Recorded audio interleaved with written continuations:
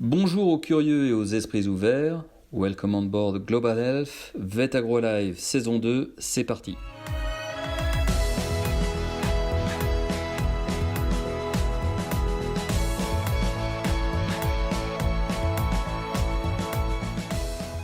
Bonjour à toutes et à tous et bienvenue pour ce nouveau numéro, nouvel épisode de podcast de Vet Agro Live, le podcast de Vet Agro Sup. Nous avons le plaisir aujourd'hui de recevoir le docteur Pierre Souvet. Docteur, bonjour. Bonjour Stéphane.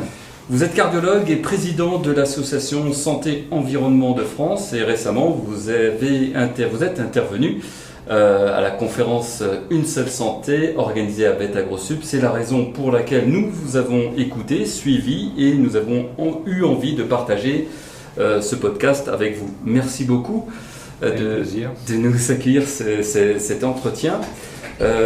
Lors de cette conférence, on a parlé de silos et de cette volonté de casser les silos pour aller plus loin. Concrètement, qu'est-ce que ça veut dire pour vous, cardiologue, casser des silos ? En médecine, les silos, ça existe. Moi, je suis cardiologue. Et pendant très longtemps, j'ai considéré que le cœur, en oubliant les autres organes, en oubliant le mental du patient, c'est une vision intégrative qu'il faut avoir.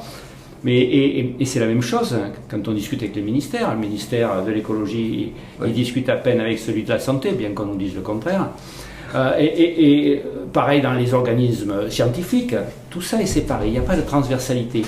Or la santé, c'est vraiment transversal, on est en rapport avec votre voisin, avec ce que vous mangez, avec ce que vous respirez à l'extérieur. Et donc s'il n'y a pas cette transversalité pour comprendre, pour avoir une vision holistique, systémique, eh bien vous n'y arrivez pas. Et donc il faut prendre ce recul, en fait, comprendre que on n'est pas tout seul dans son silo, puisqu'on parlait de silo, et qu'il faut avoir cette vision transversale, et que tout le monde enfin discute ensemble, et que les précarés qu'on voit souvent au haut niveau, bien s'arrêtent.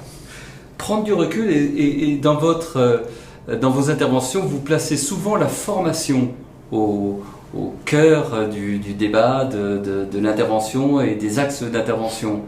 Pourquoi la formation, selon vous, est essentielle pour aller plus loin ? Alors j'ai fait des topos à des internes en médecine générale, sur les perturbateurs endocriniens, donc qui sont un gros problème de santé publique. Et donc, est-ce que vous avez, première question, on a fait un petit questionnaire à la fin, est-ce que vous en avez entendu parler ? Alors quasiment tout le monde avait entendu parler. Ça devient très négatif. Est-ce que vous avez les connaissances pour répondre aux questions des patients ? Parce que le problème, c'est une femme, par exemple, qui a eu un cancer du sein, qui mange de l'espadon, qui est plein de PCB, qui est un produit cancérigène, c'est pas une bonne idée. Ouais. Donc, est-ce que vous pouvez répondre à ce genre de questions à vos patients ? Pas du tout. Et à la fin donc, du cours, ils étaient tous, en effet, enthousiastes en disant « mais il faut qu'on en sache plus ». Donc s'il n'y a pas cette formation, à la fois pour les professionnels de santé, mais aussi pour les élus, comment voulez-vous qu'un élu, s'il n'a aucune formation sur la santé environnement, et One Health fait partie de tout ça, c'est un concept qui fait partie d'une vision globale de la santé, s'il n'est pas formé, comment voulez-vous qu'il arrive à proposer des politiques correctes ? Donc ce n'est pas seulement les professionnels de santé et les vétérinaires, je dirais les professionnels du soin, parce que on n'est pas dans la santé, l'aspect prévention, il n'est pas vraiment au cœur de notre problème. Il faut que tous les gens qui sont en contact avec les populations soient éduqués à ça. Les décideurs, les professionnels du soin, mais aussi les urbanistes, les architectes, parce que tout ça a une influence sur la santé. Ce qui suppose une expertise collective. J'en parle ici à Vet Agro Sup avec des ingénieurs, avec des vétérinaires, avec d'autres établissements d'enseignement supérieur. Il faut créer en effet un référentiel en santé environnement et un tronc commun pour toutes ces professions, pour qu'on parle le même langage. Parce qu'évidemment, si vous posez la question à un architecte One Health et à un médecin, ça ne va pas avoir la même signification. Donc il faut créer cette union, ce langage commun qui permettra à tous donc, de progresser et d'avoir cette vision globale de la santé. D'ailleurs, je parlais des architectes et des urbanistes, mais il faut que, par exemple, dans les politiques publiques, dans les plans locaux d'urbanisme, cet aspect santé-environnement soit intégré. Donc, en fait, dans toutes les décisions politiques publiques, il faut un diagnostic santé-environnement pour l'intégrer. Voilà. Pas avoir simplement la vision, on pourra mieux se déplacer. Non, quelles sont les conséquences sur l'humain, quelles sont les conséquences sur la nature à l'endroit où on fait ce diagnostic. Et donc, voilà, une vision globale de la santé. Autre levier pour passer du concept à la pratique de l'approche globale de la santé, One Health, une seule santé, vous parlez souvent des territoires. Quel est ce levier? Comment décrire le levier des territoires sur la problématique une seule santé? Alors vous savez que les communes ont un bureau d'hygiène qui s'occupe de la qualité de l'eau essentiellement, quelques éléments. Donc il faut transformer ce bureau d'hygiène en, j'allais dire, un bureau santé-environnement, donner la compétence santé-environnement au territoire. Alors peut-être pas un petit village, hein, peut-être, c'est l'échelle qui est en train d'être discutée, une communauté de communes, une EPCI, voire une métropole, peut-être un département.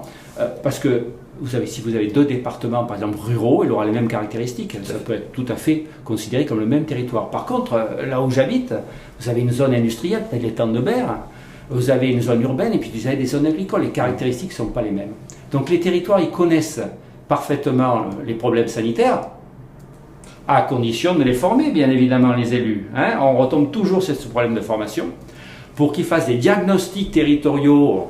On les appelle locaux santé-environnement. Il y a déjà eu quelques expériences à Lorient, à Valence, pour faire des vrais plans de prévention, en fait. Des plans territoriaux, on les appelle comme ça, c'est un peu dur, plans territoriaux santé-environnement, mais qui sont des plans de prévention.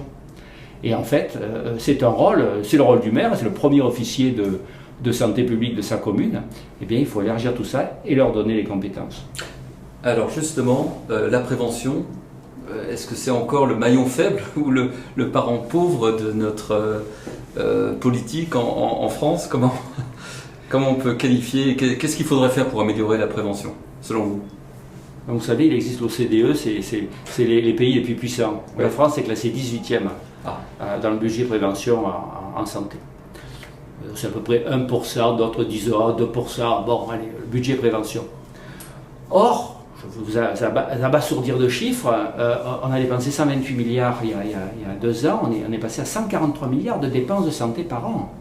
Colossal. Donc un chiffre colossal qui ne fait qu'augmenter, puisque les projections, par exemple, à 2023, vont montrer, par exemple, qu'il y aura plus de 200 000 malades atteints de cancer de plus. Il y en a un certain nombre qui seront décédés, malheureusement. Donc les dépenses de santé vont continuer à augmenter. Donc comment faire pour les réduire? Parce que les maladies chroniques, je ne parle pas des cancers, mais les diabètes, par exemple, continuent d'augmenter. Eh bien, il faut faire plus de prévention, agir en amont. Et donc si on ne veut pas que notre carte verte, notre carte vitale soit remplacée par notre carte bleue, comme dans certains pays de l'autre côté de l'Atlantique, eh bien, il faut vraiment agir dans ce sens. Et donc, ça passe par une éducation. Et peut-être, vous parlez formation, la boucle est bouclée. Comment mieux former à la prévention? Et vous avez raison, Stéphane, ça passe par de la formation, donc des professionnels et des gens qui sont au contact des citoyens. Ça passe par une information des citoyens, pour qu'ils soient sensibilisés. On peut pas, faut qu'ils comprennent que s'ils détruisent leur environnement, ils commencent à détruire leur santé. Et donc formation, information et une action politique, parce qu'il faut enfin que nos décideurs comprennent qu'il faut qu'ils enclenchent les leviers législatifs. Et tout ça aboutira, nous l'espérons, donc à beaucoup moins de malades. Et curieusement, c'est ce qu'un médecin rêve, avoir le moins de malades possible. Docteur Souvet, merci beaucoup pour ces propos. C'était les mots d'un médecin engagé. C'est à retrouver, à partager avec le hashtag VetAgroLive sur toutes les plateformes sociales de VetAgroSup. Docteur Souvet, merci encore. Merci Stéphane, à vous, c'était un plaisir. Prenez soin de vous, à bientôt.